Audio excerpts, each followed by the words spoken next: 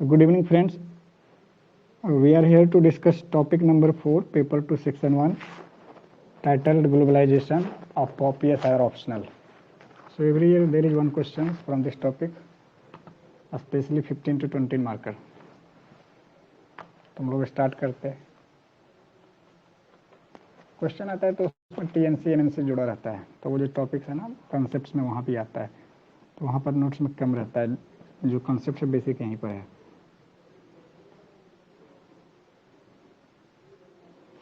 हाँ तो स्टार्ट करते हैं। ग्लोबलाइजेशन क्या है?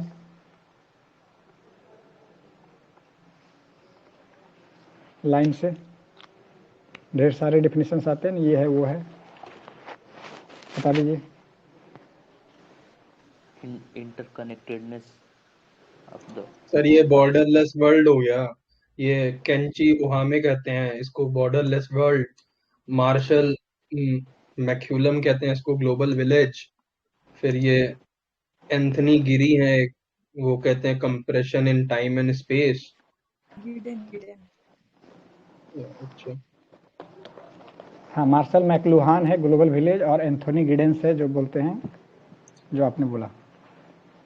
एंथोनी ग्रिडेंस। अच्छा, मेरे पास सिर्फ ग्री लिखा है। नहीं गिडेन, GIDDEN, yes Giddens. Okay, compression in उसके टाइम अंदर एंड ये स्पेस। जी उसके बाद ये थॉमस फ्रीडमैन है, इनकी बुक है लेक्सस एंड ऑलिव ट्री। इसमें एक्सप्लेन करते हैं कि globalisation as inexorable integration of nations market technology to degree never witnessed before. Today individual corporations are reaching around world farther, faster, cheaper and deeper. ये बढ़िया जी। काफी अच्छी और डेफिनेशन है। जी, और ओरिजिन क्या है? स्क्रीन पे दिख रहा है अच्छे से। अच्छा ओके। अच्छा, तो जैसे ओरिजिन में सर ये बताते हैं कि सर कि जो WTO था वो सबसे मतलब पीक मूवमेंट था इनका, हाईएस्ट मूवमेंट था ग्लोबलाइजेशन के उसमें। और सर एंथोनी गिडेंस हैं, ये कल्मिनेशन ऑफ मॉडर्नाइजेशन को कहते हैं कि ये ओरिजिन ऑफ ग्लोबलाइजेशन है। और मार्क्सिस्ट तो कहते हैं सर कि जब ईस्ट इंडिया आई थी और जब कॉलोनाइजेशन का पीरियड था तब से चला आ रहा है ग्लोबलाइजेशन, और कैपिटलिज्म का ही साथी है। और यही सब कहते हैं सर। जी, तो अभी क्या है उनके हिसाब से, मार्क्सिस्ट के हिसाब से? सर अभी तो मतलब बोलते हैं, हाँ बता रहा हूँ। Present globalisation is a new rhetoric और बजवर्ड फॉर एक्सप्लॉइटेशन है, which has been going on since centuries. जी इसी को बाद में बोला जाएगा globalisation is not more a buzzword, याद है आएगा। हाँ। और कार्ल मार्क्स ने क्या बोला है, एक बढ़िया फेमस स्टेटमेंट है कि क्यों ये ग्लोबलाइजेशन एक्सपेंशनिस्ट करते रहते कैपिटलिज्म। कार्ल मार्क्स सर वो का है खुद का। नेसल वाला क्या, विल नेसल नेसल, एवरीवेयर। जी बता सर दीजिए। याद ही नहीं आ रहा है। The imperatives of capitalist mode of production take bourgeoisie to nestle everywhere, settle everywhere. तो अभी वाला जो मॉडल है कौन से आइडिया पे है बेस्ट, किस आइडियोलॉजी पे?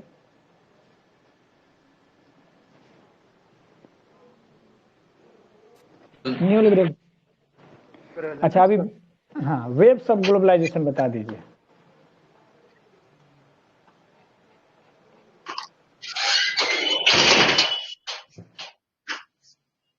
हेलो, हाँ, वेव्स ऑफ ग्लोबलाइजेशन स्क्रीन पे बता दीजिए।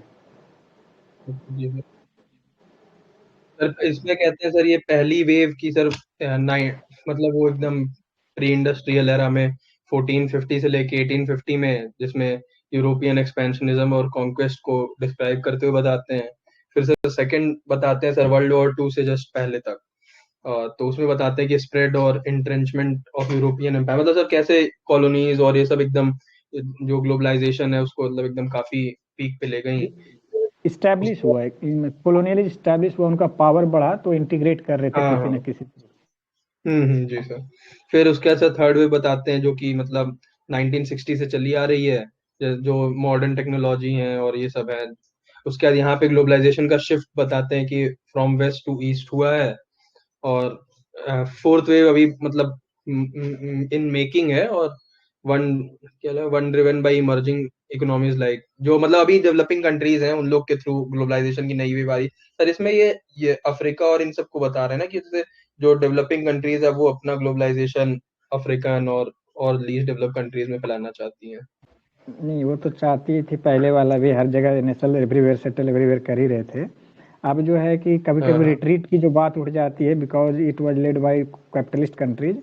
तो अब जो जी। रिट्रीट होती है तो उसके रेस्पेक्ट में जो बिगेस्ट बेनिफिशियरी थे चाइना, ब्राजील, इंडिया वगैरह, ये लोग बोलते हैं कि मैं ही लीड करूंगा। चाइना तो आगे ही बढ़ गया, alternative institutions of global finance भी बना दिया उन्होंने, BRI भी प्रोजेक्ट किया, और वो वहाँ के जिनपिंग ने बोला भी कि डबल एज स्वॉर्ड है, हम रेडी हैं। तो इस पे डिबेट भी आएगा कि रेडी हो लेकिन कैपेबल नहीं हो, सब लोग बोल सर रहे हैं, इसमें कुछ लोग। जोसेफ स्टिग्लिट्ज़ कहते हैं ना कि in first phase we see backlash in developing countries और crisis has reached core countries, इस जी। पे शायद। हाँ जी, अब बता दीजिए कि मॉडल्स ऑफ ग्लोबलाइजेशन क्या है। तो प्रेजेंट मॉडल तो है न्यू लिबरल आइडियोलॉजी पे, लेड बाय USA है। और अल्टरनेट मॉडल्स क्या क्या थे जो राइट साइड में लिखे हुए। अच्छा सर, ये सोशलिस्ट आइडिया, और अच्छा सर मतलब ग्लोबलाइजेशन तो एक मॉडल हो गया, इसके अलावा सर और भी मॉडल्स हो सकते हैं। जैसे सोशलिस्ट का आइडिया था कि मतलब जो प्रोलेटेरिएट इंटरनेशनलिज्म है, कि मतलब सब जितने भी वर्कर्स ऑफ द वर्ल्ड जो यहाँ पे मार्क्स का है, यूनाइट टुगेदर, और ये सब भी लिख सकते हैं। उसके बाद सर इंडियन मॉडल सर वासुदेव कुटुम्बकम का, सर्वे भवानी सुखनम। और सर यहाँ पे सर वो भी एक कोई बोलते हैं ना सर कि इंडिया जो अपने आप को भारतवर्ष में सिर्फ एक पेटल मानता है, और चाइना क्या कहते हैं अपने आप को इन सेंटर मानता है। और सर इसके अलावा सर तीसरा बुद्धिस्ट का हो गया, प्यार से सब कुछ करो, लैंड में कुछ नहीं रखा है। और फिर इस्लामिक कैलिफेट का एक्सपेंशनिज्म।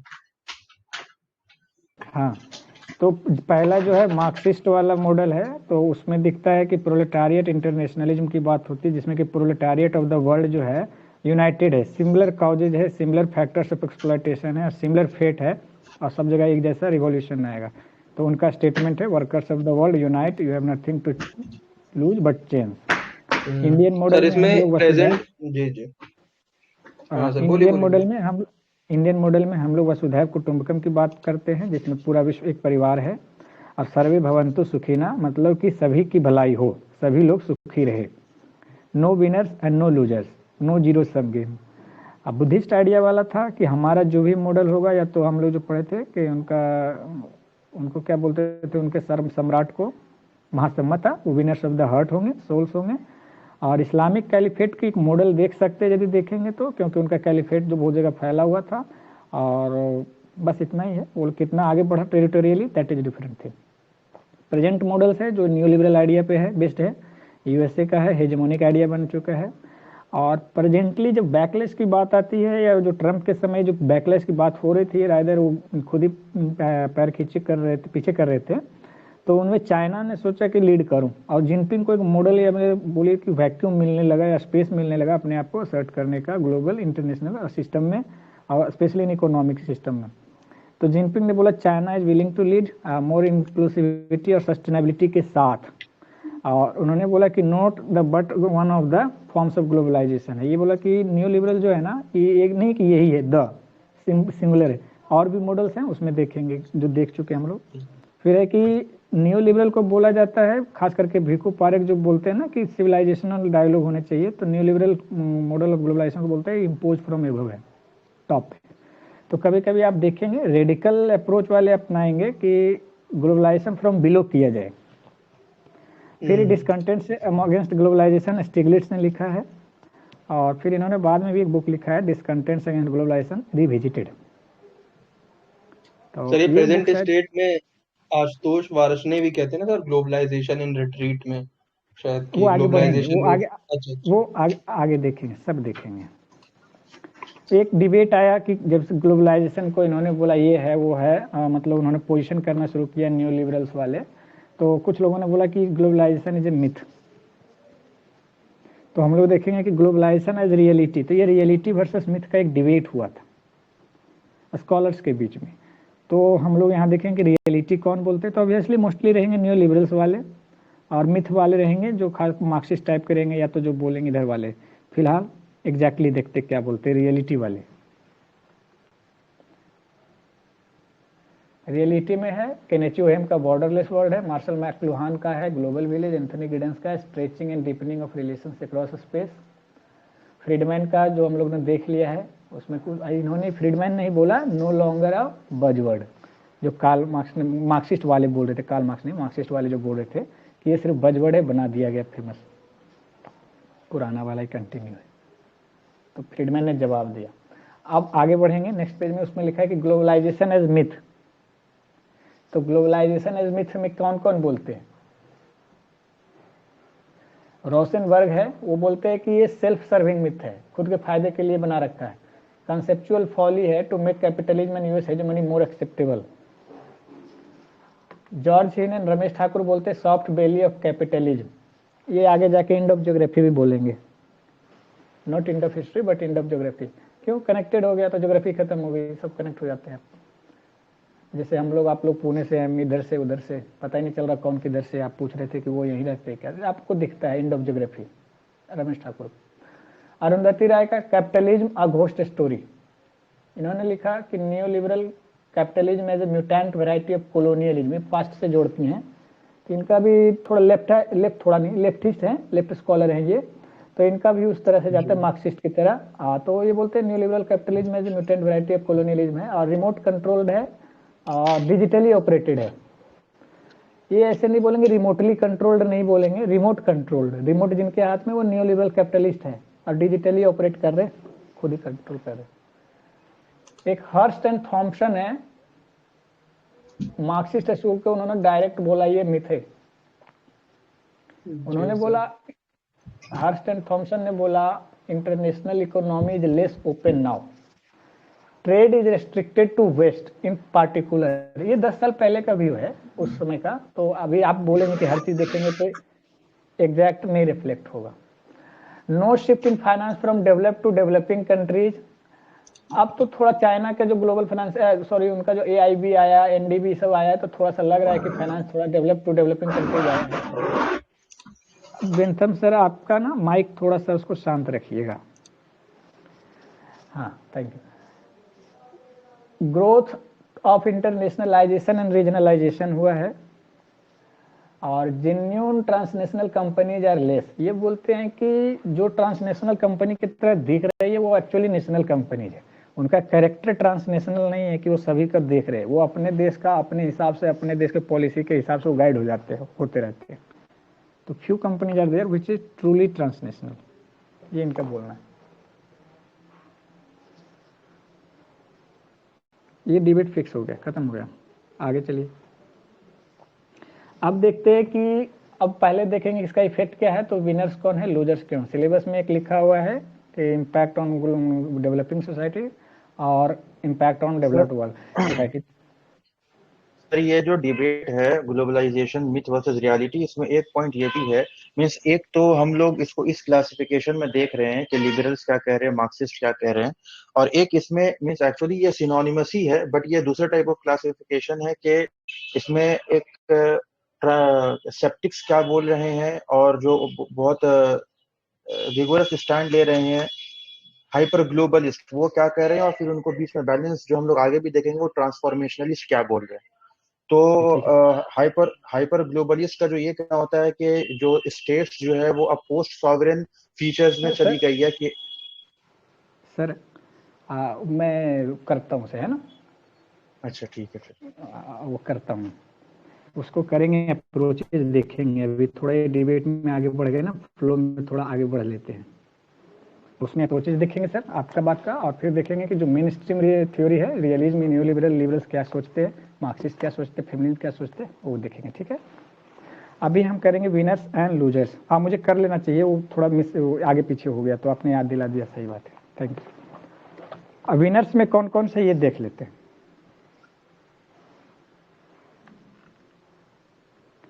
विनर्स में है कंट्रीज ऑफ एशिया, जो मोस्टली है लीडिंग एशियन सेंचुरी जो बोलते थे, उसमें 1990 से 2016 लिखा हुआ है, इसको आप 19 भी कर सकते हैं, कोविड वाले को मत जोड़िएगा। Share of India, China and South East Asia in globalisation जो है जीडीपी पीपीपी के टर्म में इंक्रीज हुआ है। इंडिया तो third largest PPP, China greatest largest हो गया, इंडिया सिक्स लार्जेस्ट बन गया है। बिगेस्ट विनर चाइना रहा है, सेकंड बिगेस्ट इंडिया रहा है। पाकिस्तान, मिडिल ईस्ट एशिया और अफगान भी विन किए। अफगान को यहाँ से हटा दीजिएगा, यहाँ पर लूजर में आ गए Afghanistan, but not because of globalisation. North Africa marginal improvement हुआ है। आप नॉर्थ अफ्रीका में किसका लेंगे तो ट्यूनीशिया, अल्जीरिया वगैरह ले सकते हैं, थोड़ा इजिप्ट ले सकते हैं। सब सहारा मार्जिनल 2.8 to 3% हुआ है बीच वाले। लूजर्स में आपको दिखेगा तो उनका परसेंटेज जरा सा कम हुआ है, लेकिन वो वैसा नहीं कि एकदम लूज ही कर गए। G7 वाले हैं 13.91 से 13.90 पे आ गए। जकारिया बोलते हैं decline of the west and rise of the rest. Zakaria जो हैं वो बॉम्बे के बॉर्न हैं, यूएसए में वो एजुकेटेड हैं, तो वो इंडियन अमेरिकन हो गए। वो बोलते खुद को कि मैं जो सच्चाई है वो बोलता हूँ, लेकिन बाकी लोग उनको बोलते हैं वो सेंट्रिस्ट है। तो यहाँ पर वो बोल रहे हैं decline of the west and rise of the rest हुआ है। यूरोपियन यूनियन का थोड़ा अच्छा खासा कमा है, ये तो अच्छे खासे लूज हो गए यदि पूरा यूरोपियन यूनियन देखा जाए तो 27 से 16-17 के आसपास आ गए हैं। लैटिन अमेरिका 10 से 8 पे आ गए हैं, स्पेशली कैरेबियन वाले। कॉमनवेल्थ ऑफ इंडिपेंडेंट स्टेट्स आ गए 7 से 3 पे। Emerging and developing countries of Europe भी लूज किया है, कितना किया है डाटा नहीं हमारे पास। बाल्टिक का 2 डिजिट नेगेटिव ग्रोथ रेट भी कभी कभी दिखा है। ठीक है, अब इसके बाद हम लोग यहाँ देख पर लेते एक हैं। एड ऑन कर दूं, जी कर दीजिए सर। एक इंडेक्स के टर्म्स में कर रहा हूँ कि एक स्विस इकोनॉमिक इंस्टीट्यूट है जो ग्लोबल लेवल पर KOF ग्लोबलाइजेशन इंडेक्स निकालती है। तो उनका जो लेटेस्ट रिपोर्ट 2018 का है, उसमें उन्होंने क्या किया है कि जितने भी कंट्रीज है from smaller democracies to emerging powers to advance democracies, उनको वो लिस्ट करते हैं कि ग्लोबलाइजेशन आने के बाद ये कंट्रीज कितना ग्लोबली एक्चुअली कनेक्टेड है। एज पर 2018 रिपोर्ट उन्होंने ये लिखा कि जो स्मॉलर डेमोक्रेसीज है और उनमें एडवांस्ड इकोनॉमीज है जैसे स्विट्जरलैंड है, नीदरलैंड है, they have achieved highest levels of global connectivity. उसके बाद जो रैंक में आते हैं वो लार्ज इकोनॉमीज हैं जो नेचुरली अपने डोमेस्टिक मार्केट पर रिलाई करते हैं, जैसे कि यूएस है, जापान है। तो ये क्या है कि ये उतना ज्यादा ग्लोबली कनेक्टेड नहीं हो पाए, इनका मैक्सिमम रियलाइजेशन जो है वो डोमेस्टिक मार्केट से ही होता है। और थर्ड उन्होंने जो रैंक किया है वो लार्ज इमर्जिंग पावर्स को किया है, जिसमें चाइना है और इंडिया है। और फोर्थ जो उन्होंने रैंक किया है वो पुअरेस्ट अफ्रीकन स्टेट्स को किया है। तो ये जो 4 कैटेगरी में उन्होंने KOF ग्लोबलाइजेशन इंडेक्स में इस तरह से रैंक किया ग्लोबल कनेक्टिविटी के टर्म्स में। जी आपने जो रैंक की बात बताया, इंडेक्स का नाम फिर से बता दीजिए एक बार। KF globalisation index 2018 by Swiss economic institute. जी थैंक यू। अब हम लोग चलते हैं कि जो अब इतना हो गया बेसिक्स, अब देख लेते हैं कि अप्रोचेज टू ग्लोबलाइजेशन क्या है। तो बेसिक अप्रोचेज टू ग्लोबलाइजेशन है कि कुछ लोग बोलते हैं कि बढ़िया हाइपर ग्लोबलिस्ट अप्रोच आता है, दूसरा आता है स्केप्टिकल अप्रोच। सर 2020 का भी डेटा उपलब्ध है तो आप बता दीजिए। नहीं तो कंप्लीट फिर कर ग्रुप में लीजिए, देख लेंगे बाद में। ठीक। हाँ ग्रुप में लिख दीजिए, उसको बाद में अपडेट कर लेंगे। दूसरा है स्केप्टिकल अप्रोच टू ग्लोबलाइजेशन, तीसरा है ट्रांसफॉर्मेशनलिस्ट पर्सपेक्टिव। उसके बाद मार्क्सिस्ट भी हैं, सोशोलॉजिकल भी हैं। शहबाज सर आप यदि बता सकते तो इसको बता दीजिए अभी, अप्रोचेज टुवर्ड्स ग्लोबलाइजेशन।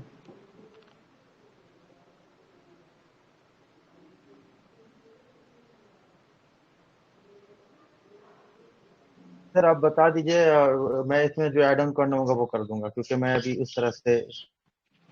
ठीक है, तो हाइपर ग्लोबलिस्ट वाले बोलते हैं कि ग्लोबलाइजेशन इरिवर्सिबल है और ये बहुत बढ़िया है। केनेची ओहेम वाला उन्होंने तो ये भी बोला कि बॉर्डरलेस वर्ल्ड हो गया है, मैंने वर्ल्ड में बॉर्डर ही नहीं रहा, लेकिन वो उनका व्यू था। कैसा हुआ क्या है वो बाद में देखेंगे, और स्कॉलर देखेंगे, हम लोग डायरेक्ट जज नहीं करेंगे। उन्होंने ये भी बोला कि borderless economy reduces national governments to little more than transmission bills. आपको क्या है कि नेशनल गवर्नमेंट जो है बस इसको फैसिलिटेट करता है, उसको मेन मशीन में कोई रोल नहीं है। International markets and multinational corporations जो है वो स्ट्रांग हो गया है और power of states correspondingly decline कर रहा है। स्टेट्स ने अपने अर्लियर अथॉरिटी लेजिटिमेसी को लूज कर रखा है, लॉस्ट कर रहा है, वैसा वाला नहीं कि उनकी legitimacy, but have little control over happening with their borders, with in their borders, उसमें भी कंट्रोल नहीं है उनका। वो ये भी बोलते हैं डिपेंडेंसी थ्योरी वाले को अटैक करते हुए, हाइपर ग्लोबलिस्ट के, ओल्ड जो नॉर्थ साउथ डिवाइड था और जो core periphery based international relation था वो भी डिसअपियर हो रहा है, ये उनका है हाइपर ग्लोबलिस्ट का। दूसरा है, इनको काउंटर करते हैं स्केप्टिकल अप्रोच वाले। स्केप्टिकल अप्रोच वाले उनका बोलना है कि जो हाइपर ग्लोबलिस्ट बोल रहे हैं, एनालाइज कर रहे हैं ग्लोबलाइजेशन का, that it self is a myth, it is not the market that rules but the state that regulates all economic activity. Sir hyper globalist में एक जोड़ना चाहेंगे कोट हम। बोलिए सर। हाइपर ग्लोबलिस्ट बोलते हैं ग्लोबलाइजेशन को a fundamental reconfiguration of human action. जी ठीक है, थैंक यू सर। यहाँ पर ये स्केप्टिकल वाले ये भी बोलते हैं कि world economy is actually less integrated और global than earlier as it stands on more pillars. अब वो टेक्नोलॉजी पे भी आ गया, टीएनसी पे भी, एमएनसी पे भी फोकस्ड है, आइडियोलॉजिकली भी फोकस्ड है, पॉलिटिकली है, इकोनॉमिकली है, सभी प्रकार का है। फिर उन्होंने ये भी बोला है कि states are playing a more central role in the regulation and active promotion of cross border economic activity, they are shaping the global system. कुल मिलाकर स्केप्टिकल वाले बोलते हैं कि स्टेट डज हैव रोल और rather are shaping the rules of globalisation, state ही rule frame कर रहा है। तीसरा है ट्रांसफॉर्मेशनलिस्ट पर्सपेक्टिव ऑफ ग्लोबलाइजेशन, जिसमें एंथोनी गिडेंस आते हैं। ये बोलते हैं कि globalisation is transforming the world. तो ये एज इट इज ये नहीं बोलते कि ये है वो है, खराब है, बुरा है, ये बोलते हैं कि वर्ल्ड को ट्रांसफॉर्म कर रहा है, ये ड्राइविंग फोर्स की तरह है। और किस एस्पेक्ट में कर रहा है transform? Social, political, economic, technological and whatever you can imagine. ये भी बोलते हैं कि globalisation is responsible for massive shake out of societies, economy, institutions of governance and the world order. ये 3 पर्सपेक्टिव अप्रोचेज है। अब आप शाबाश, आपके पास कुछ है तो प्लीज ऐड कर दीजिए। सर मैं ऐड करना चाहूंगा कि ये जो स्टेट्स, जो सॉवरेन स्टेट्स है, इनको पोस्ट सॉवरेन बनने की जो बात हाइपर ग्लोबलिस्ट कहते हैं, जैसे आपने कहा, तो इसको जो सेप्टिक्स वाले इसके काउंटर करते हैं कि नहीं ऐसा तो नहीं है, तो उसके लिए एक टर्म यूज होता है ग्लोबलोनी, ठीक है, वो मेंशन करना था कि ग्लोबलोनी क्या है कि ये जो स्टेट्स का पोस्ट सॉवरेन स्टेट्स बनना है, it is a myth of globalisation. इसके लिए जो सिंगल टर्म यूज होता है वो है ग्लोबलोनी। ठीक है सर। इसके बाद हम लोग देखते हैं कि ग्लोबलाइजेशन में हमारे जो मेन स्ट्रीम रियलिस्ट थ्योरिस्ट हैं पर्सपेक्टिव से, वो कैसे देखते हैं। तो रियलिस्ट क्या बोलेंगे ग्लोबलाइजेशन को? रियलिस्ट का बेसिक एजम्पशन देखिएगा तो क्लियर हो जाएगा कि वो क्या बोलने वाले। उनका नेशन स्टेट्स और वेस्टफेलियन वर्ल्ड ऑर्डर पे फोकस रहता है। तो वो बोलते हैं कि globalisation does not render absolute the struggle for political power between those states. Realist का है। कुल मिलाकर ये बोलते हैं स्टेट्स अपना रिलेवेंस नहीं लूज करने वाला। ये आपको स्केप्टिक्स की तरह जाएंगे, लेकिन नॉट ऑलवेज। ये बोलते हैं पावर पॉलिटिक्स तो होगा, कितना भी तुम इकोनॉमिक और ये इंटीग्रेशन कर लो, उसको जरूरत बना दो। दूसरा आता है न्यू रियलिस्ट। ये बोलते हैं, वो उनको टेंशन होती है कि uneven nature of economic globalisation हो रहा है, स्ट्रक्चर ही चेंज हो रहा है। इससे क्या है कि सॉवरेंटी को चैलेंज हो रहा है। उनको मत कुल मिलाकर वो थोड़े से सहमे हुए से, और वो ये भी सहमे हुए हैं कि democratisation in critical security issue हो जाता है कभी कभी, उसमें भी डेमोक्रेट से आ जाते हैं ग्लोबलाइजेशन के कारण। तो वो बोलते हैं कि हमारा बेसिक एजम्पशन जो रियलिज्म होना चाहिए वो उससे भी दूर हो जाते हैं। तीसरा है लिबरल पर्सपेक्टिव। तो इनका भी बेसिक क्या फोकस रहता है? डेमोक्रेसी, इकोनॉमी पे। तो ये बोलते हैं ये ग्लोबलाइजेशन जो है इंड प्रोडक्ट है of long running transformation of world politics. कॉबवेव आ गया है इसमें। जॉन आइकेनबरी वाला लिबरल इंस्टीट्यूशनलिज्म 1.0, 2.0, 3.0 ये सब चलता है। फिर इसके बाद आता है मार्क्सिस्ट वाले। मार्क्सिस्ट वाले क्या बोलते हैं कि ये शैम है, SHAM, बिट ऑफ शैम है, बारबेरियनिज्म है। आधे इमैनुअल वॉलरस्टीन ने क्या बोला था कि याद 2 ऑप्शन है, सोशलिज्म और बारबेरियनिज्म, और ग्लोबलाइजेशन है वो बारबेरियनिज्म वाला है। ये न्यू इंपीरियलिज्म है, deepening of core periphery divide को करता है, और डेवलपमेंट ऑफ इंटरनेशनल कैपिटलिज्म है। इसके बाद आता है क्रिटिकल स्कूल, जर्गन हैबरमास वाला या लिंकलेटर वाला पे याद आएगा। वो बोलते हैं कि देयर इज नीड सर ये आप कौन से उससे पढ़ रहे हैं? हाँ ये यहाँ पर नहीं है, बाहर से देख रहे हैं, ठीक। अच्छा ठीक है। हाँ, क्रिटिकल स्कूल वाले बोलते हैं कि there is need to strengthen grass root democracy to avoid negatives of globalisation. वो स्ट्रेंथन करने की बात करते हैं ग्रास रूट डेमोक्रेसी को, ताकि जो नेगेटिव्स है वो बैलेंस हो जाए, इवन आउट हो जाए। सोशल कंस्ट्रक्टिविस्ट क्या बोलते हैं ग्लोबलाइजेशन पे, कि एक्सटर्नल फोर्सेज जो एक्ट कर रहा है स्टेट्स पे, इसके कारण अपॉर्चुनिटी आ रहा है to create cross national social movements, diffusion of norms हो रहा है, सोशलाइजेशन हो रहा है, आइडेंटिटीज इंटरेस्ट का इधर उधर जुड़ रहा है, इंटरनेशनलाइजेशन ऑफ नॉर्म भी हो रहा है। फेमिनिज्म क्या बोलेंगे, उनका व्यू है, स्टडी है कि इसके कारण फेमिनाइजेशन ऑफ पॉवर्टी आया है। ये था real main stream international relation theory का उनका पर्सपेक्टिव टुवर्ड्स ग्लोबलाइजेशन। अब हम लोग आते हैं वापस जहां पर थे स्क्रीन पे, कि ग्लोबलाइजेशन का कैसा रहा जीडीपी में पॉवर्टी एलिवेशन में रोल। तो अभी इसको कंपेयर करेंगे नोट्स के हिसाब से, जहां पर से इसको लीव किए थे, कि किस तरह से इन्होंने डेवलप्ड कंट्री को अफेक्ट किया और डेवलपिंग वर्ल्ड को अफेक्ट किया, या तो विनर और लूजर। सर ये फेमिनाइजेशन ये जो फेमिनिस्ट है इन्होंने एक और, जैसे आपने कहा ना फेमिनाइजेशन ऑफ प्रॉपर्टी, इन्होंने एक और टर्म दिया फेमिनाइजेशन ऑफ माइग्रेशन, कि जो माइग्रेशन हो रही है ग्लोबल लेवल पर उसमें सबसे ज्यादा जो है फिर फेमिनिस्ट एक बहुत बड़े तादाद में माइग्रेट कर रही है अपने खास करके डेवलपिंग सोसाइटीज से ज्यादा माइग्रेट कर रही है, तो उन्होंने टर्म दिया फेमिनाइजेशन ऑफ माइग्रेशन। और फिर इसमें एक और पर्सपेक्टिव वो आ जाता है कि एक कल्चरल इंपीरियलिज्म वाला ग्लोबलाइजेशन पर, जो पोस्ट कॉलोनियल थ्योरिस्ट देते हैं कि ज्यादा वो मतलब वो कल्चरल ग्लोबलाइजेशन के टर्म्स में बात करते हैं, वो कहते हैं कि तो वेस्ट का एक कल्चर इंपीरियलिज्म है जो हमारे इंडिजिनस कल्चर्स को इरोड करना चाहता है। जी ठीक है, थैंक यू। ठीक है, तो अब हम लोग देखते हैं increasing share in GDP and poverty alleviation है या नहीं है, पॉजिटिव तो हुआ है। तो इससे बोलते हैं ग्लोबलाइजेशन वाले जो सपोर्ट करेंगे कि मोर शेयर हुआ है, जीडीपी में बढ़ा है, पॉवर्टी एलिवेशन बढ़ा है, मोर इकोनॉमी, जितना ज़्यादा ग्लोबलाइज हो गए मोर शेयर रहेगा, उतना ज़्यादा इकोनॉमिक एक्टिविटी बढ़ेंगी, उतना ज़्यादा ट्रेड होगा, उतना ज़्यादा इनकम आएगा, उतना ज़्यादा रिसोर्सेज होगा, साइकिल बनेगा, वर्चुअस साइकिल। उसमें जे भगवती जगदीश भगवती हैं, यहाँ पर जगदीश भगवती है, उधर एक पीएन भगवती है, पीआईएल वाले, पी से पीआईएल, पी से पीएन भगवती, याद रखिए। तो ये भगवती का इनका नाम है in defence of globalisation book का। इन्होंने क्वांटिटेटिव एनालिसिस किया है, क्वालिटेटिव एनालिसिस भी किया है। इन्होंने बोला है कि most powerful force to achieve social good है, ट्रिकल डाउन इफेक्ट होता है, इनइक्वालिटी रिड्यूस हो रहा है, first time in century reversal in trend हुआ है। किन चीज़ों में? पॉवर्टी गिरना स्टार्ट हो गया है, इनइक्वालिटी घटना स्टार्ट हो गया, उनके हिसाब से। इन्होंने ये भी बोला था कि there are two ways to look at the effects of globalisation, either globalisation has a benign effect advancing certain social objectives like the reduction of poverty और इंक्रीज इन वुमेन्स राइट, और it has malign effect which sets this objective backs. तो यदि malign effect है तो आप इसको slow कर दीजिए, यदि बिनाइन है तो इसको फॉरवर्ड कर दीजिए। ठीक है, शशि थरूर भी बोलते हैं इनएविटेबिलिटी ऑफ ग्लोबलाइजेशन है, वो आना ही है। Also argue that backlash to the phenomena is gaining pace, वो साथ में ये भी बोलते हैं।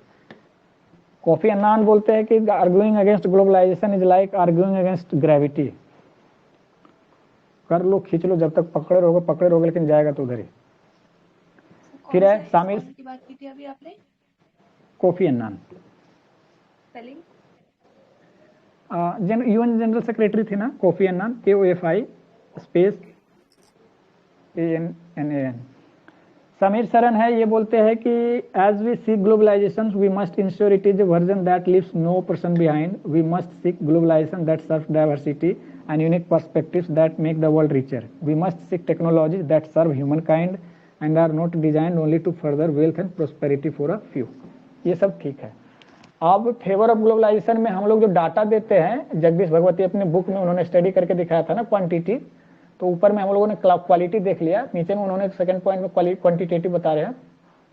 बीपीएल जो बिलो पॉवर्टी लाइन वाले जो है 20 साल में हाफ हो गए हैं, लाइफ एक्सपेक्टेंसी डबल हो गया डेवलपिंग वर्ल्ड में, child mortality in every developing society गिरा है, ग्लोबल लिटरेसी बढ़ी है, चाइनीज पॉवर्टी तो बहुत ज़्यादा ही मतलब डाउन हो गया, उनका सक्सेस 36% से 6 हो गया। हमारा तो अभी ऑफिशियल जो 2011 वाला शायद का डाटा है वो 22% के आसपास घूम रहा है, अपडेट होगा तो देखेंगे।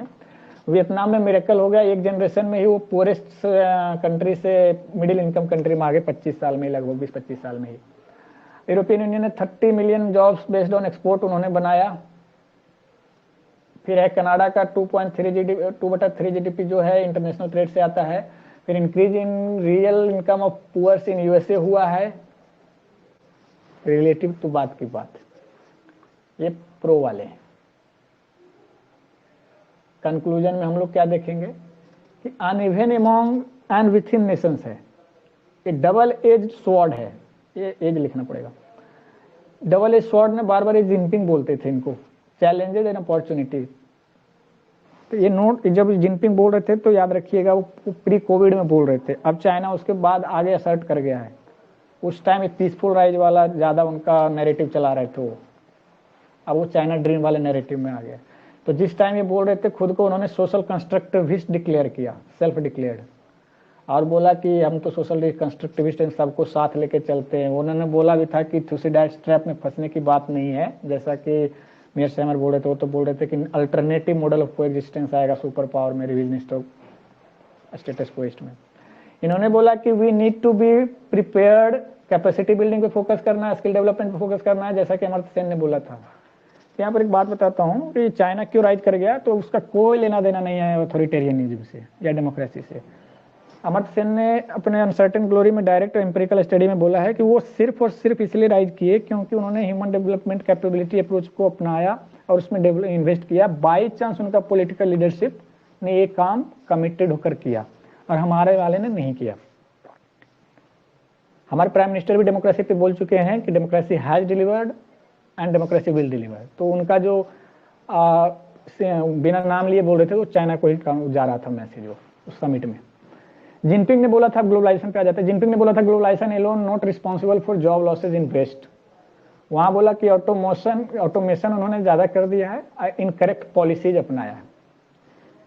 ये जो है जगदीश भगवती ने भी बोला था कि it is not international trade but technological advances that has reduced demand for certain kinds of unskilled world labour. उन्होंने इंटरनेशनल ट्रेड को नहीं, टेक्नोलॉजिकल एडवांसेस को। उसी तरह जिनपिंग का भी यहाँ है कि ग्लोबलाइजेशन एलोन नॉट रिस्पॉन्सिबल, थोड़ा सा है, बट जॉब लॉसेज जो हुआ है वेस्ट में उस टाइम हो रहा था ना movement, yellow vest, VR99, occupy wall street kind का। तो automation and correct policy of their political leaders का था, उन्होंने जोर दे रहा था। Middle class in west major loser था। तो क्यों ये ट्रम्प पीछे हट रहे थे, तो सबको लगा कि लॉस हो जाएगा, न्यू लिबरल वर्ल्ड होना चाहिए, पॉलिसी रूल फ्लेम्स होना चाहिए। तो ये तो बिग गेनर थे, फ्री राइडर की तरह काम कर रहे थे, सोचा कि ठीक है। लेकिन अब वो लीड कर रहे हैं ना चाइना ड्रीम, तो हम लीड करेंगे, इसलिए उन्होंने असर्टिव होकर बोलना शुरू किया और अपने आप को मास्करेड किया सोशल कंस्ट्रक्टिविज्म में। मास्करेड वर्ड एग्जाम में नहीं यूज करेंगे। ये हो गया डेवलप्ड का। अब देखेंगे ग्लोबलाइजेशन एंड डेवलपिंग कंट्री पे क्या हुआ। तो फिर वही बात, डबल एज स्वॉर्ड है, उधर था तो इधर भी रहेगा डबल एज, इधर भी हिलाव कट जाएगा। फिर पॉजिटिव्स डिस्कस देख लिया, वही सब चीजें जो हम लोगों ने देखा था विनर्स में। नेगेटिव्स में और ऊपर से इसमें भी जगदीश भगवती में भी है। नेगेटिव्स में क्या है, इनइक्वालिटी राइज हुआ है, बेनिफिटेड इकोनॉमिकली हुआ है। प्रताप भानु मेहता बोलते हैं rise of plutocracy, economically rich को अपॉर्चुनिटी मिलता गया। अनबैलेंस्ड ग्रोथ बिटवीन रीजन्स हुए हैं, सेक्टर्स ऑफ इकोनॉमी भी अनबैलेंस हुआ है। अनबैलेंस नहीं हुआ है ऐसे नहीं बोलेंगे अनबैलेंस्ड ग्रोथ हुआ है, किसी में ज्यादा हुआ है, किसी में कुछ कंपेरेटिवली कम हुआ है। इंडिया में सर्विस सेक्टर ग्रो किया है, एग्रीकल्चर नोट सो ज्यादा किया है। जॉबलेस ग्रोथ का भी एक मुद्दा आता है, टाइगर लाइक स्प्रिंट वाला भी याद रखिएगा, मत्स्यन वाला। लेकिन भगवती बोलते हैं कि डेवलपिंग वर्ल्ड में भी, क्योंकि सिलेबस में एक्चुअली कि ग्लोबलाइजेशन एंड डेवलपिंग सोसाइटी, तो भगवती का भी देखते हैं क्या बोल, यहाँ पर क्या यूज होगा। Powerful tool for social good बोलते हैं, तो बोलते हैं यहाँ भी यूज होगा। Globalisation need to properly govern and regulated for that, आप उसको प्रॉपरली रेगुलेट कीजिए। बेनिन है तो बढ़ाइए, मेलाइन है तो उसको कंट्रोल कीजिए। इन्होंने बोला है democrats should advocate policies which use globalisation for benign effects. आप ग्लोबलाइजेशन को दोष मत दीजिए, पॉलिसी को देखिए। अमर्त्य सेन बोलते हैं इकोनॉमिक डेवलपमेंट सोशल अपॉर्चुनिटी में फोकस करना है। कंट्रीज इन ग्लोबलाइजेशन जो है वो बेटर है जो लेफ्ट आउट हुआ है ग्लोबलाइजेशन से। Globalisation to be opportunities only when capabilities to people. अभी हम लोगों ने चाइना में देखा ना, उन्होंने कैपेबिलिटीज इन्वेस्ट किया तो ग्लोबलाइजेशन से उनको अपॉर्चुनिटी मिला और वो आगे बढ़ गए। Government need to invest in capacity building. तो अमर्त्य सेन का तो ये हमेशा रहेगा कैपेबिलिटी अप्रोच का और एक पब्लिक डिबेट का इशू बनाना है। डेवलप्ड वाले में देखते हैं यहाँ भी डबल एज है, इनिशियली बेनिफिट किया था उन्होंने, इसीलिए तो उनको कैरी फॉरवर्ड किया था, थैचरिज्म रेगनिज्म पकड़ के किया था। प्रेजेंटली एडवर्स इंपैक्ट हो गया, स्टिग्लिट्स ने बताया, पीवी मेहता ने बताया है, और major resentment to global from उधर ही अब मिलता है। इसको पिंसर मूवमेंट भी बोलते थे, मतलब इधर से भी दो उधर से भी, सब तरफ से उनको दबाव है। डेवलपिंग से बोलते हैं, हम लोग बोलते हैं कि बुरा कर दिया, वहाँ कोई लोग बोलते बुरा हो गया। Picture not homogeneous among and within nations, उधर भी यही हाल है। Middle class in USA suffer, rich prospered. European Union में टिक्स वाला जो आया ना, पुर्तगाल, आयरलैंड, ग्रीस, वो सब अब पेरिस, जर्मनी और स्वीडन वाले प्रोस्पर कर गए। टिक्स में एस से कौन था? स्पेन था। जिनपिंग ने बोला कि, फिर उन्होंने बोला, जिनपिंग ने उधर ही उसी को देख के बोला था, वो डेवलप्ड कंट्री वाले में इश्यू में आ गए तो उन्होंने बोला मैं हट जाता हूँ, मैं इसे अब इसको कैरी फॉरवर्ड नहीं करूंगा। तो जिनपिंग को लगा यार अपन कहाँ सामान बेचेंगे, कितना अच्छा फ्री में जाके दुकान में बेच आते थे, अब पुलिसिंग भी करना पड़ेगा, खर्चा उठाना पड़ेगा। तो उन्होंने क्या बोला कि नहीं आपके पास जो इशू हुआ है ना, नोट ग्लोबलाइजेशन एलोन है रिस्पॉन्सिबल, बट आप देखिए आपने गलत काम किया है, उसके कारण मैकेनाइजेशन किया है, ज्यादा ऑटोमेशन किया है, आपकी पब्लिक पॉलिसी अच्छी नहीं रही। 2008 में उन्होंने बोला फेल्ड रेगुलेशन, आपने रेगुलेशन बढ़िया से नहीं किया इसलिए हुआ है, आपका ग्लोबलाइजेशन उसमें इशू नहीं है। देखिए स्वीडन जर्मनी ने अच्छा किया क्योंकि उन्होंने भी स्किल डेवलपमेंट किया हमारी तरफ से, और यूके यूएसए ने ओवरलुक कर दिया स्किल डेवलपमेंट को। अच्छा, तो स्किल और डेवलपमेंट का इशू हमारे यहाँ भी है, फिर भी हम लोग क्यों इतना आगे बढ़ गए? मार्केट इतना ज़्यादा है, मिडिल क्लास का राइज है, डाइवर्सिटी है, डेमोग्राफिक डिवाइडेंड है, चिप लेवल है, इसलिए ये ना इवन आउट हो गया, नहीं तो हम लोग और बढ़िया से निपट जाते।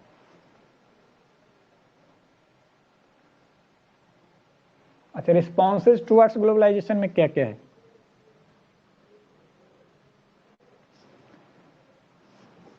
रिस्पॉन्सेज में कि पहले जब शुरू किया गया था तो ये न्यू लिबरल पॉलिसी था, वाशिंगटन कंसेंसस था, ये सब आया था, WTO को हाईएस्ट स्टेज बोला जाता है, स्ट्रक्चरल एडजस्टमेंट प्रोग्राम की तरह वो कैरी फॉरवर्ड कर रहे थे, रीगनिज्म थैचरिज्म का उधर आइडिया था।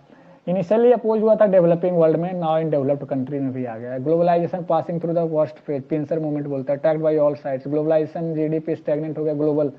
तो अभी तो पोस्ट पैंडेमिक वाले में तो ये नहीं लिख सकते, लेकिन जब था तो प्री पैंडेमिक भी यही था, थ्योरी स्टिल वैलिड ही रहेगा। Longest period of such stagnation since world war 2, कि 3% पर ही रुका है वर्ल्ड पर। तो इसके रेस्पेक्ट में जो देखेंगे तो इंडिया चाइना आगे बढ़ रहा है, इंडोनेशिया आगे बढ़ रहा है, लेकिन हमारा क्वांटिटी इतना कम है कि हमारा परसेंटेज उतना नहीं आता। फेल्यूर ऑफ ग्लोबल गवर्नेंस भी है सिंस 1995 WTO नेगोशिएशंस कंक्लूड ही नहीं हो रहे, खास करके दोहा वाला development. Brexit and America first वाला इशू आया बीच में, पेरिस डील से वापस हुए, TTP, नाफ्टा, ये सब में फिर रिवर्सल देखे गए, और अभी भी क्लाइमेट डील पे वो फोकस नहीं करते। उन्होंने जो बोला था $100 बिलियन करेंगे टेक्नोलॉजी ट्रांसफर करके, कहाँ करते वो लोग, बस बोलते हैं। गेटेड इकोनॉमी की बात आ गई पोस्ट पैंडेमिक में, तो जो बॉर्डरलेस वर्ल्ड की बात आती थी, यहाँ पर तो और बॉर्डर इरेक्ट कर दिए गए, स्ट्रेंथन कर दिए गए। यूरोपियन यूनियन में भी जब मेडिटेरेनियन रिफ्यूजी क्राइसिस आया तो वो बॉर्डर कंट्रोल कर दिया उन्होंने ज़्यादा तरीके से, अच्छे से। तो बड़े वो तो बनते थे ना ह्यूमन राइट्स के चैंपियन, जब अपने पाते तो चुप हो जाते, तो हिपोक्रेट दिखते मुझे तो सारे European country. Support to rightist party उधर भी देखे गए। इन्फ्लेशन लो हुआ, जॉब क्रिएशन स्टैग्नेंट हुआ, तो आप इसको देख सकते हैं फ्रांस में या ब्रिटेन में या अमेरिका में, सभी जगह राइटिस्ट पार्टी का राइज हो रहा है, था, अभी भी हो रहा है, बाकी ऑल ओवर वर्ल्ड हो रहा है, जब देखते हो तो नोट्स में लिखा हुआ है सब। Growth of nationalistic and xenophobic sentiments in Europe earlier, Hitler and Mussolini था, so not good for world peace. तो फिर थोड़ा बोलता है कि देख लीजिए इस चीज को। Rise in anti globalisation movements, तो WTO, अब ये वर्ल्ड इकोनॉमिक फोरम का पहले कहीं भी होता था ना, तो वहाँ पर विरोध प्रदर्शन होते रहते। WTO पे भी प्रोटेस्ट होता है, G20 समिट्स का भी प्रोटेस्ट होता है, तो इस बार भी हुआ, तो ये सब दिखता है, हर बार होता है। ओनली कंट्रीज भी same to have benefited on pace of globalisation Stiglitz बोलते हैं ऑन पेस ऑफ ग्लोबलाइजेशन में कि चाइना जो 4% पे था 1991 में 17% 16 में, फिर इंडिया जो 4% था 2016-17 में आ गया 7-8% के आसपास। तो डाटा लिखना है तो 2019 के आसपास लिख दीजिए। पोस्ट पैंडेमिक वाले में डाटा तो फिर वो रिफ्लेक्ट नहीं करता ट्रूली ग्लोबलाइजेशन को। साउथ ईस्ट एशियन नेशन भी इससे बेनिफिट हुए।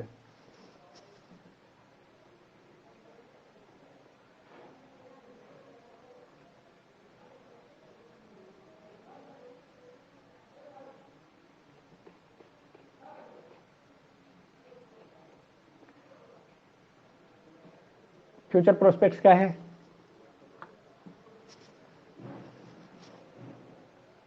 अनसर्टेन है, इरिवर्सिबल है। पोस्ट पैंडेमिक भी यही चल रहा है, लेकिन ये इरिवर्सिबल है, इस पे तो कोई डाउट नहीं रहा, ये जाने वाला नहीं है। गेटेड कर लो या गेट खोल दो, चलने वाला है। Beside economic challenges, other challenges, political challenges, जो भी लिख सकते लिख दीजिए।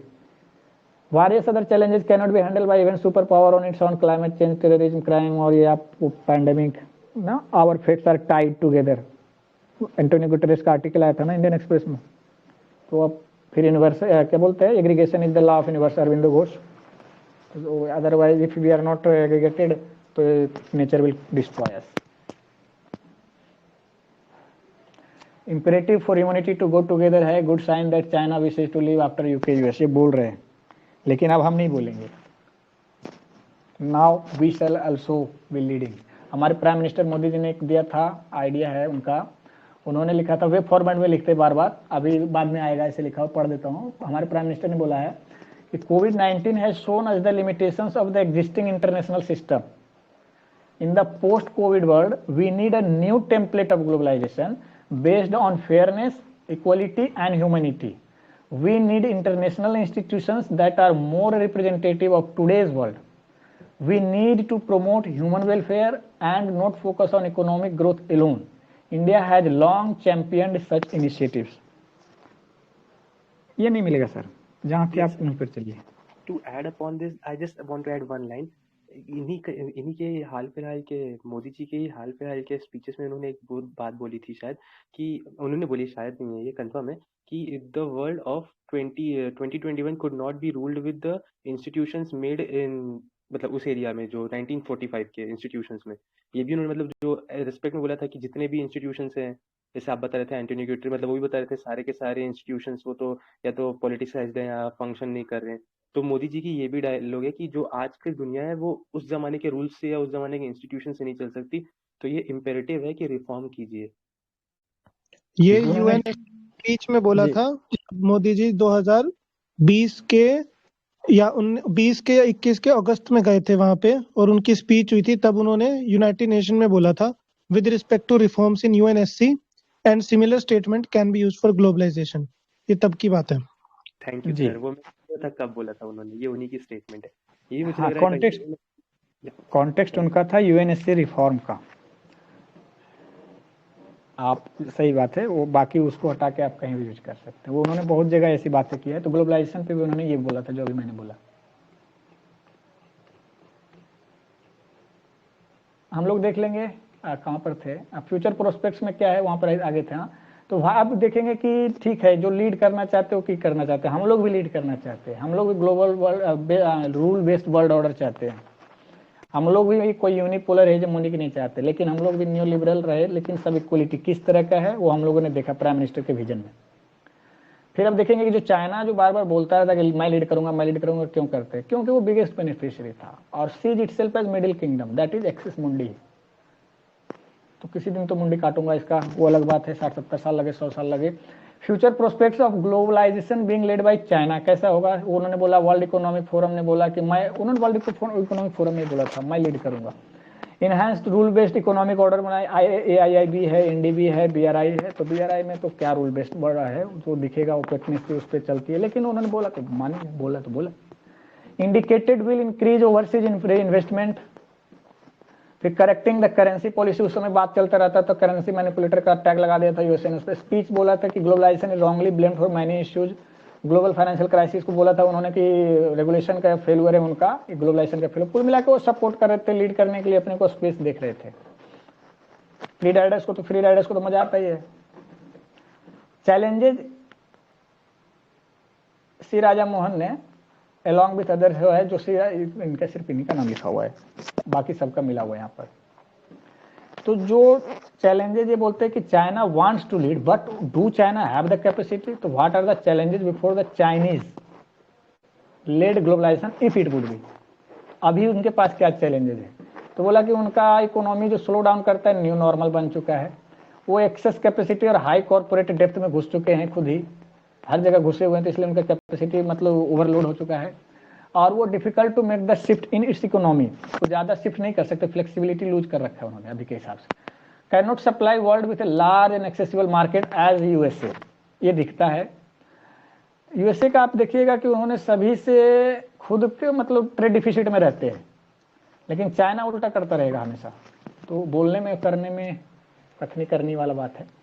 Doesn't have strong financial institutions like USA which allowed USA to stabilize global financial system. Export and investment based economy है इनका, consumption and services led economy नहीं है। सॉरी, एक्सपोर्ट एंड इन्वेस्टमेंट से जैसे इनका बढ़ गया है consumption and services led economy. तो ये ट्रांजिशन जो होने वाला है ये इतना जल्दी नहीं होगा, क्योंकि इन्होंने क्या किया है, मैन्युफैक्चरिंग को फोकस कर रखा है। स्ट्रक्चरल प्रॉब्लम क्या है इनका? एक्सेस कैपेसिटी वही है कि मार्केट अपने स्टेट को बहुत ज़्यादा उन्होंने ओवरलोड कर रखा है। माउंटिंग कॉर्पोरेट डेप्ट भी है इनका, बहुत जगह से डेप्ट ले रखा है। लैक ऑफ लेजिटिमेसी है, पॉलिटिकल लेजिटिमेसी की बात हो रही है इन वर्ल्ड।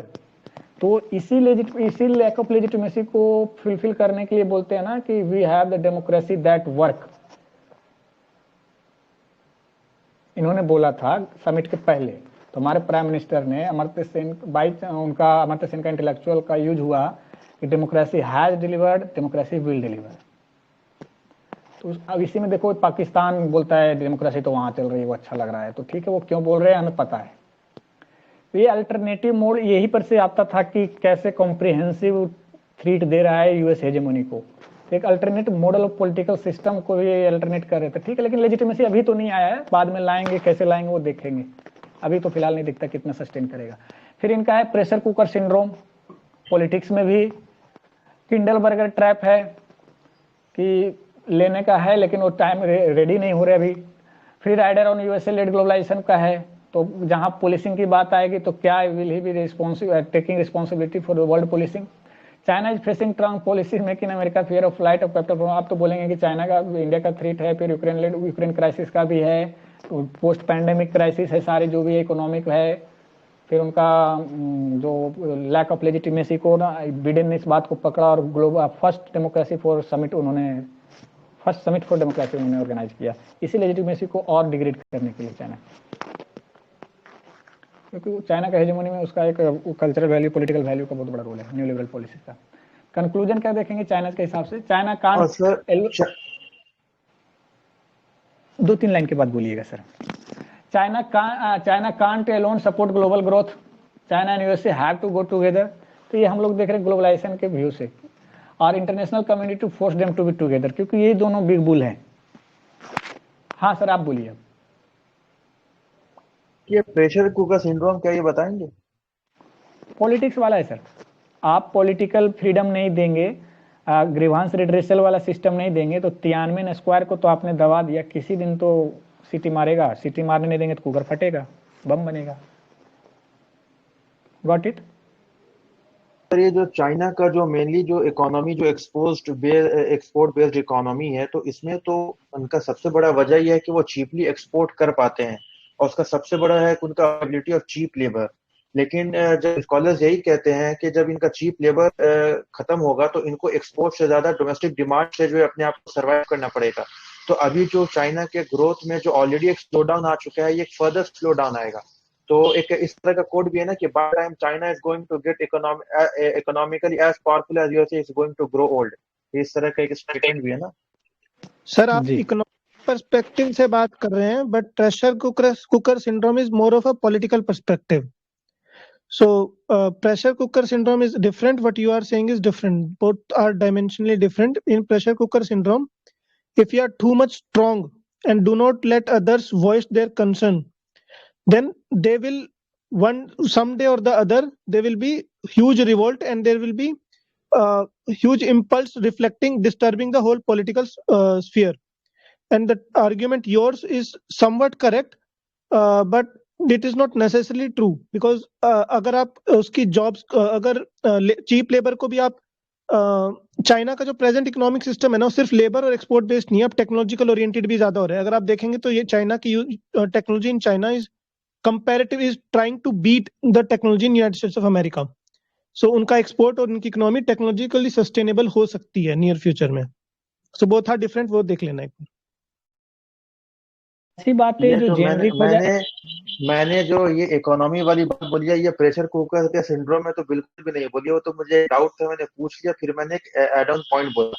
हाँ, बट एक बात ये जरूर बोलूंगा कि चाइना का जो ये मिलिट्री टेक्नोलॉजी ये इंक्रीज हो रहा है, बट बाय एंड लार्ज मैंने तो जो पढ़ा है उसमें यही समझ में आया कि अभी तक चाइना कॉम्पिटिटिव नहीं हो पाया यूएसए के मिलिट्री और स्ट्रेटेजिक पावर में। वो अभी नहीं होगा, रशिया नहीं है कॉम्पिटिटिव, तो हेजेमोनी मिलिट्री वाला डायमेंशन और इकोनॉमी वाला डायमेंशन में यूएसए ही है, तीनों डायमेंशन में है, भले वो धीरे धीरे कैचअप कर रहे हैं। दूसरी बात है कि जिस तरह का लूज स्टेटमेंट आते हैं ना कि, और जी बोलिए बोलिए सर। हाँ सर बोलिए, आप बोलिए, क्या बोल रहे हैं आप? इस तरह के जो लूज स्टेटमेंट्स टाइप के आते हैं ना, जो इजीली काउंटर्ड हो जाते हैं, जैसे ये स्टेटमेंट कि उनका टेक्नोलॉजी ऐसा नहीं, वो जॉब वाले हैं, वो डेमोग्राफिक डिवाइडेंड के कारण ये कर रहे हैं, बाद में नहीं रहेगा। इसको यदि किसी स्कॉलर से बैक करेंगे ना तो बेहतर होगा। खुद से लिखेंगे तो ऐसा ही है, चार जने गप कर रहे हैं, किसी के बाद कोई भी काट के चला गया आपस में, कोई वैल्यू नहीं दे रहा आपस में। ये होता है एग्जाम में, जेनरिक हो जाती है ना यदि वेल स्टैब्लिश नहीं है तो।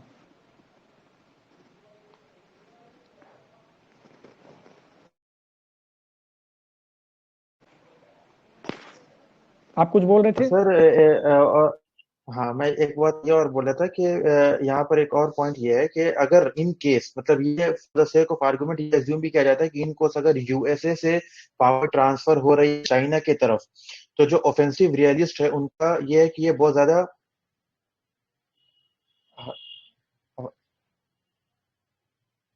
हाँ मैं ये कह रहा हूँ कि वो जो चाइना जो अगर पावर ट्रांसफर होनी है यूएसए से चाइना की तरफ, ऑफेंसिव रियलिस्ट का कहना है तो ये पीसफुल तो होने वाली नहीं है, क्योंकि और इसमें क्या होगा कि बाय द टाइम पावर अगर जब ट्रांसफर हो रहा है तो बहुत सारे मल्टीपोलर वर्ल्ड जो है एक मल्टीपोलर बन जाएगा, बहुत सारे रीजनल पावर्स ग्रो होंगे, और वो इससे वर्ल्ड वॉर 1 और वर्ल्ड वॉर 2 जो हुआ था वो इससे बैकअप करते हैं कि ये दोनों वर्ल्ड वॉर जो हुआ था ये पावर ट्रांजिशन हुआ था जब यूके से यूएस की तरफ पावर ट्रांसफर हो रहा था। ठीक है सर, आपकी स्टेटमेंट करेक्ट है, लेकिन टॉपिक थोड़ा ना यहाँ पर हम लोग डाइग्रेस हो जाएंगे, तो रोक देते हैं। वो आएगा जब चेंजिंग पॉलिटिकल ऑर्डर पढ़ेंगे, वहां पर आएगा सर एग्जैक्टली जो आप बोल रहे हैं। अभी हम लोग ग्लोबलाइजेशन पे फोकस करेंगे ना कि करना क्या है, व्हाट टू बी डन। तो यहाँ पर आगे है वे फॉरवर्ड। तो यहाँ पर लिखते हैं कि ग्लोबलाइजेशन के लिए क्या किया जाना चाहिए। उसमें बोलते हैं कि यूएस एंड चाइना को वर्क करो, रादर सभी करना है, सभी को वर्क करना है, बेनिफिशियरीज को।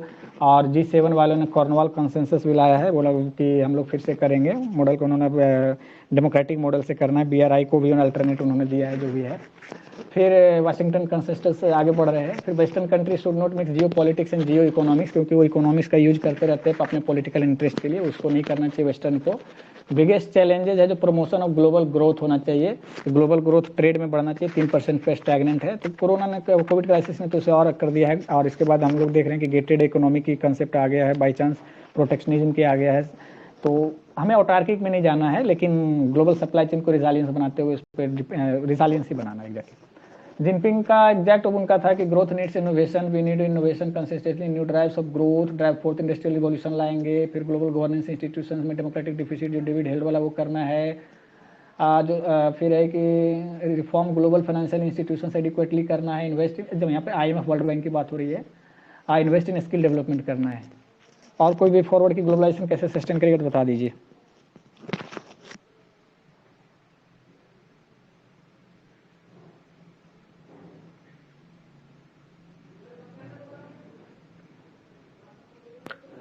Responsible nationalism and minimal interaction from the perspective of मतलब पीपल हु आर अगेंस्ट, मतलब मुझे लगा सब अच्छा वे फॉरवर्ड था। तो ये हार्वर्ड प्रोफेसर का है, हार्वर्ड प्रोफेसर लैरी समर का, कि responsible nationalism with minimal engagement.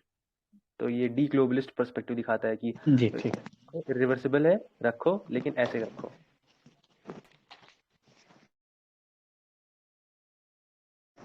हाँ ठीक है, आगे बढ़ते हैं। आर्ग्यूमेंट्स, अब आगे लिखा हुआ है आर्ग्यूमेंट्स इन फेवर, तो हम लोगों ने देख लिया जगदीश भगवती का है, और जोसेफ स्टिग्लिट्ज भी बोलते हैं डेमोक्रेटिक डिफिसिट को दूर कीजिए, मेकिंग ग्लोबलाइजेशन वर्क, उनका अर्थी था। वो जोसेफ स्टिग्लिट्ज जो है यूएसए के ऑफिशियल इकोनॉमिस्ट हैं, एडवाइजर भी रहे वहाँ के प्रेसिडेंट के, और ये वर्ल्ड बैंक में भी काम किया शायद। तो आप ये इनको देख लीजिएगा, इन्होंने ग्लोबलाइजेशन को प्रॉपर वर्क करने के हिसाब से लिखा है कि कैसे काम करेगा। ये जोसेफ स्टिग्लिट्ज के बता रहा हूँ, किसका बता रहा हूँ। डिस्कंटेंट्स ग्लोबलाइजेशन इन इट्स डिस्कंटेंट्स किनका है, इन्हीं का है ना, जो सबसे शुरू में देखा था।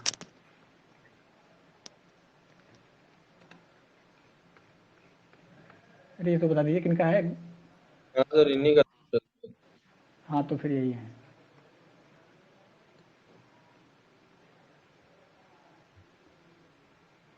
इन्होंने बोला है कि ठीक है, प्लूटो ग्लोबलाइजेशन डेवलप्ड कंट्री जो है प्लूटोक्रेट्स बेटर हुए, मिडिल इनकम वाले वर्स्ट हुए, पुअर वर्स्ट हो गए, तो इसको वर्क करना, डेमोक्रेटिक डिफिसिट को दूर कीजिए, ग्लोबलाइजेशन वर्क करने लगेगा। अमर्त्य सेन ने वही बोला है जो उन्होंने बोला है कि अनइवन बेनिफिट्स हुआ है, कैपेसिटी बिल्डिंग करना है, और जो लेफ्ट आउट हुए हैं वो वर्स हो गए हैं, जो उसमें इंटीग्रेटेड बढ़िया है। सोरेनसन बाद में बोलते हैं ना कि वो देखेंगे बाद में। आर्गुमेंट्स अगेंस्ट वाले बता दीजिए, तो मार्क्सिस्ट वाले के स्कूल से आते हैं इंस्ट्रूमेंटल मार्क्सिस्ट जो है इमैनुअल वालरस्टीन, उन्होंने बोला है कि, और एक नोआम चोम्स्की इसको काउंटर करते हैं, रमेश ठाकुर इनको काउंटर करते हैं, अरुंधति रॉय काउंटर करते हैं, वंदना शिवा वगैरह काउंटर करती है। तो हम एक एक करके जाएंगे। इमैनुअल वालरस्टीन बोलते हैं कि नथिंग न्यू है, ये तो पुराना वाला ही कैपिटलिस्ट एक्सप्लोरेशन जो चल रहा था 17वीं सेंचुरी में वही चल रहा है दूसरे नाम से, और ये बजवर्ड है बस। पॉवर्टी इन अफ्रीका है, वार इन बाल्कन दिखाते हैं, capitalist search for markets and accumulation of capital के चक्कर में ये सब करते रहते हैं। तो आप इसको देख लीजिए, उनको नेशनल एंड सेटल एवरीवेयर से जोड़ सकते हैं। ग्लोबलाइजेशन इन लास्ट स्टेज है, स्वान सॉन्ग है, डाइंग इट्स डेथ है, मरने देते हैं। टू ऑप्शन है, बारबेरियनिज्म और सोशलिज्म, ये बारबेरियनिज्म को रिफ्लेक्ट करता है। Noam Chomsky profit over people में लिखते हैं कि न्यूलिबरल पॉलिसीज को वो क्रिटिसाइज करते हैं। उन्होंने बोला है कि अमेरिकन पे भी इफेक्ट पड़ा है क्योंकि उन्होंने लाइफ को लॉस्ट किया है कैपिटलिस्ट वार के लिए, तो वो अफगानिस्तान इराक वार्स को भी कैपिटलिस्ट वार बोलते हैं, खाड़ी संकट। Tax payers money arms dealers को जाते हैं, go to war force country to open up market for bourgeois for capitalist country, उन्होंने बताया। रमेश ठाकुर बोलते हैं डार्क साइड ऑफ ग्लोबलाइजेशन, इसमें इन्होंने भी क्वालिटेटिव और क्वांटिटेटिव एनालिस्ट किया है, impact on developed and developing. Soft phase of capitalism बोलते हैं, सॉफ्ट बेली भी बोलते हैं। इन्होंने बोला not end of history of Francis Fukuyama but end of geography हो गया है। Wages, bargaining power of worker, socio economic rights गिरा है। तो याद कीजिएगा, ये बार्गेनिंग पावर ऑफ वर्कर बोलते हैं गिरा है, तो उसी में जगदीश भगवती और जिनपिंग उस तरह से बोल रहे थे कि नहीं ये ग्लोबलाइजेशन से नहीं गिरा है, ये टेक्नोलॉजी से गिरा है। ठीक है, इन्होंने ये लिखा। Property rights have Ryzen. Effects क्या हुआ, बाल्टिक स्टेट्स में नेगेटिव ग्रोथ हुआ, अफ्रीका एलडीसी में कांस्टेंट रह गया लगभग, गिनिया बिसाओ तो नार्को स्टेट बन गया। Adverse effect on economic sovereignty रहा है, पॉलिटिकल सोवरेंटी पे भी रहा है, सोशल एंड कल्चरल इंटीग्रिटी पे भी एडवर्स इम्पैक्ट हुआ है क्योंकि होमोजेनाइजेशन के चक्कर में उन्होंने आइडेंटिटी पॉलिटिक्स को फैन करना शुरू कर दिया वहाँ के एलिट्स। सोशल स्टेबिलिटी पे भी इन्होंने नेगेटिवली इफेक्ट किया है। इसके और क्या हुआ है कि अनसिविल सोसाइटी और transnational organize crime, human trafficking, terrorism का राइज हुआ है, और उसमें ह्यूमन ट्रैफिकिंग तो बोलते डार्केस्ट साइड्स ऑफ ग्लोबलाइजेशन है। इन्होंने ठाकुर ने एक बोला है कि countries that find the golden middle, technical term है, like Chile and Singapore tend to thrive. बोला आप इससे ग्लोबलाइजेशन से दूर नहीं रह सकते, ये ऐसा लगता है opposing globalization is like opposing the sun coming up every morning, मत आओ वो आएगा 2-4 दिन सर्दियों में छोड़ के बारिश में। तो ऐसा है कि इन्होंने बोला है कि आपको अपोज करोगे तो लूज करोगे, पूरा उसके साथ चलोगे तो भी आपको एडवर्स इफेक्ट होगा, तो आप गोल्डन मिडिल अपनाइए चिली और सिंगापुर की तरफ बीच वाला, और थ्राइव कीजिए। इसके बाद अरुंधति राय का बुक है इनका, कैपिटलिज्म अ घोस्ट स्टोरी। इन्होंने लिखा mutant variety, colonialism, remote control and digitally operated, worsened poverty, entrenched child labour, eroded democracy, spoiled environment. Vandana Shiva है, इको फेमिनिस्ट हैं। इन्होंने बोला ब्रूटल इन नेचर है, अनफॉरगिवेबल है, उसको पकड़ा है। बैलेंस भी जो बैलेंस करेंगे थोड़ा, मैं ऐसा नहीं कि पूरा बैलेंस कर रहे हैं लेकिन अपना देख रहे हैं। Edward Said post colonial critic वाले हैं। इन्होंने बोला कि ओरिएंटलिज्म वाज प्रोजेक्ट, उन्होंने बुक में ही लिखा ना, cultural globalization to perpetuate western culture. तो इसमें कल्चरल ग्लोबलाइजेशन भी हम लोग जो अभी तक देखे थे उसमें आपको देखा होगा मोस्टली इकोनॉमिक ग्लोबलाइजेशन पर फोकस हो रहा था। यूरोसेंट्रिक है, क्रिटिसाइज ह्यूमैनिटेरियन इंटरवेंशन करते हैं, globalization led to insecurity dilemma, criticize Eurocentric institutions of global governance, तो चाइना ने मौका देखा और अपना निपटा दिया एशियन सोलिडेरिटी के नाम पे। कभी कभी ये बोलते रहते लोग कि एशियन सोलिड ब्रह्मा चलाने बोलते हैं कि एशियन सोलिडेरिटी के नाम पे हम लोग घुस गए उनके चाइना लेड इंस्टीट्यूशंस में, फाइनेंशियल में, और कहीं पढ़ा था कि हम लोग frying pan of US led institutions से हम लोग आ गए fire of Chinese led institution, तो उधर हम लोग फ्राइंग पैन पे तो चल रहे थे, इधर आके आग में घुस गए। क्रिस्टीना लगार्डे बोलते हैं rising inequalities is the Achilles heel of market driven globalisation. ये WTO वाली मैम है शायद, या IMF वाली है, भूल गया। IMF वाली है, IMF वाली, ठीक, थैंक्स। सोरेंसन बोलते हैं कि ये सोवरेंटी वाली बात करते हैं, it has affected the sovereignty of poor and smaller nations in a worse way than the bigger ones, globalization and liberal world order is in crisis, Sorensen बोलते हैं। ये आइकनबरी को देखते वहां भी जाते हैं बार बार। प्रताप भानु मेहता है ग्लोबलाइजेशन इन क्वेश्चन स्टिग्लिट्स की तरह है कि थोड़ा बढ़िया करो, एंटी ग्लोबलाइजेशन सेंटीमेंट आ रहा है, अर्लियर साउथ में था, अब तो वर्किंग क्लास नॉर्थ वाले भी करते हैं। इफेक्ट ऑन इलेक्टोरल चॉइसेज भी है, राइज ऑफ राइट हो रहा है, जेनोफोबिया भी दिख रहा है, एथनिक चौविनिज्म दिख रहा है, एंटी माइग्रेंट सेंटीमेंट दिख रहा है, तो ये उस टाइम का ह्यूमैनिटेरियन क्राइसिस को दिख रहे थे। Globalization at best imagination of vast opportunity आता है, तो देखो क्या है, जो बैलेंस्ड वाले हैं, यहाँ तक कि रमेश ठाकुर भी जो कंटेंट कर रहे थे वो लास्ट में एक्सेप्ट करते हैं कि मैनेज करो, दूर जब मत जाओ और पूरा उसके फ्लो में मत जाओ। वर्स्ट है elites looking for new pastures of amenity, best कब होगा जब इमेजिनेशन, हमारा वास्ट अपॉर्चुनिटी का इमेजिनेशन ही है सिर्फ, कि ऐसा होगा ऐसा होगा, मजा ही आ जाएगा। और वर्स्ट में क्या हो रहा है कि elites looking for new pastures of opportunity, मैं यहाँ सामान बेच दूंगा, वहाँ कर दूंगा, वहाँ की मार्केट अपनी, ऐसा। यहाँ तक कि अमर सेन भी बोलते थे ना कि ह्यूमन कैपेबिलिटी अप्रोच में डेवलप करो, अपना फायदा आ जाएगा स्किल डेवलपमेंट के बाद। फिर कंक्लूजन में PV मेहता बोलते हैं कि globalisation is an ethical impulse, it creates imagination about the enormous possibilities for the societies and at the same time globalization in its worst form is elites looking for new pastures.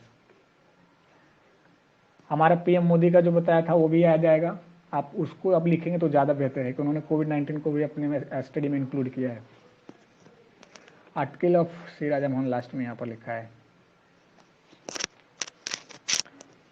इसमें लिखा है कि India will have to confront a different problem. India has long been ambivalent about US-led globalization. It has supported Beijing efforts to construct non-Western institutions in the name of Asian solidarity and global multipolarity. अच्छा यही मैं बोल रहा था sir.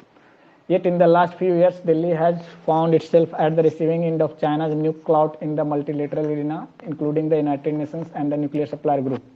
Given that experience, अब तो border भी डालिए, ये पुराने नोट्स है इसलिए वो सवाल है।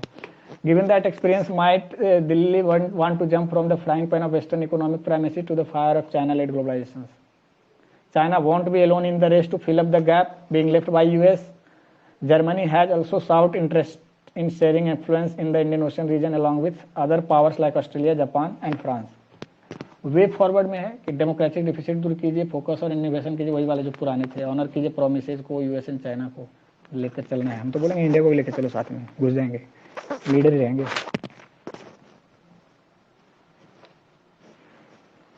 एक कॉन्सेप्ट है ग्लोबलाइजेशन 4.0, कोई बता सकते हैं क्या है ये?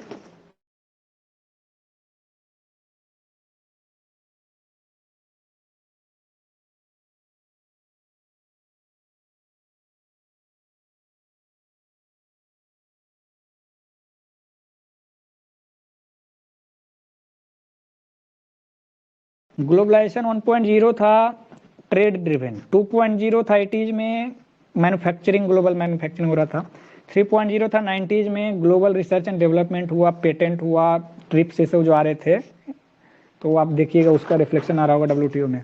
4.0 जो 2006 एंड बियॉन्ड लिख रखे हैं इन्होंने कि globalization of the corporate brain, co creation, talent, artificial intelligence, ये सब है 4.0। न्यू टेक्नोलॉजी का कमर्शलाइजेशन, उसका मिलिटरलाइजेशन, उसके ऊपर पॉलिटिसाइजेशन, ये सारे जो हैं कंटेंडेड टॉपिक्स हैं ग्लोबलाइजेशन 4.0। मगर अगर सिर्फ ग्लोबलाइजेशन सर बहुत हम आ रहे हैं एनलाइटेंड सर, हाँ, तो अगर हम सिर्फ 4.0 देखेंगे तो फिर वो जो न्यू एंड एमर्जिंग टेक्नोलॉजीज है, क्वांटम की डिस्ट्रीब्यूशन या फिर जो भी नए नए टेक्नोलॉजीज आ रही हैं जिसका अनएथिकल यूज ज़्यादा है, हाइपरसोनिक मिसाइल, ये सारी की सारी ग्लोबलाइजेशन 4.0 बारे में आ रही है। और सब लोग बोलते हैं कि ये सब लोग मतलब स्कॉलर्स बोलते हैं कि ये सबसे ज्यादा वोलेटाइल फेस ऑफ ग्लोबलाइजेशन होने वाला है। शायद ओआरएफ में पढ़ रखा है समीर सारन सर का आर्टिकल, उसमें भी उन्होंने इस बारे में मेंशन किया था, बट उनका आर्टिकल डी ग्लोबलाइजेशन पर था प्रिसाइसली। लेकिन उन्होंने भी इसके बारे में डिस्कस किया था कि the upcoming waves of globalization will be more volatile than earlier ones, because जो क्यूमुलेटिव इफेक्ट है बाकी ग्लोबलाइजेशन के वेव्स का, वो जो फोर्थ ग्लोबलाइजेशन है उसमें दिखेगा। और ये वाला समीर सारंग का व्यू नहीं है, ये वाला हमें भी नहीं याद है हम कहाँ से पढ़े थे। ठीक है, तो क्या ग्लोबलाइजेशन का फ्यूचर क्या है कोविड-19 में? अब एग्जैक्ट व्यू नहीं हमें पता है, जेनरिक टाइप का कुछ आइडिया आ रहा है जिधर किधर से। ऐसे तो बोलता है कि जितने भी प्रॉब्लम्स हम लोग देखे हैं, वेदर ये 2008 का जीएफसी हो, ग्लोबल फाइनेंशियल क्राइसिस हो, पनामा पेपर्स दिखता है, या जो आपको कौन कौन जितने भी आपको क्राइसिस दिखते हैं जो इसमें इकोनॉमिक क्राइसिस होता है, उसका आपका रूट है न्यू लिबरल पॉलिसी। ये तो सच में जेनरिक तो स्टेटमेंट हो गई।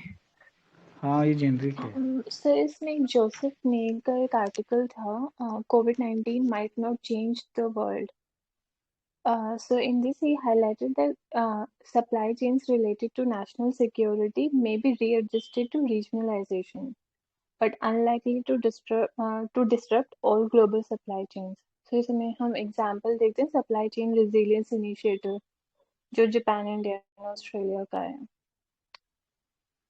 यस, आई थिंक ये वाला इसमें कोट कर सकते हैं। डायरेक्ट बस नैरोली लोकेटेड है, सिर्फ ग्लोबल सप्लाई चेन के बारे में बात कर रहे हैं। कोरोना नहीं, बाकी कोविड भी पॉइंट्स हैं इसमें। he also mentioned something about if COVID-19 is end of liberal democracy and rise of authoritarian political model. So इसमें इन्होंने डिनाई किया है। मैम ये इंडियन एक्सप्रेस का आर्टिकल है क्या ma'am? I don't remember the article. इसके बुलेट अच्छा अच्छा, एक चीज़ बताइए, न्यू लिबरल्स वाले बोलते हैं कि हम लोग डेमोक्रेसी में बिलीव करते हैं, सभी के व्यू में बिलीव करते हैं, सभी को मौका मिलना चाहिए, तो फिर उन्होंने क्यों बोला कि देयर इज नो अल्टरनेटिव? मैं जो बोला फाइनल,